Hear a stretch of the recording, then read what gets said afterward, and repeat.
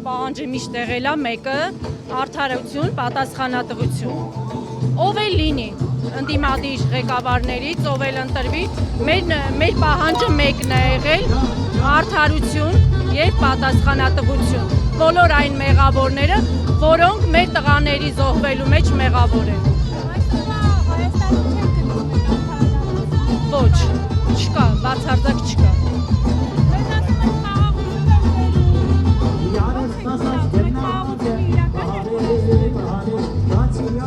Իրանց նկարագրած իրական Հայաստանում ամեն օր մահեր են, ինչպես այսօր առավոտ եւս։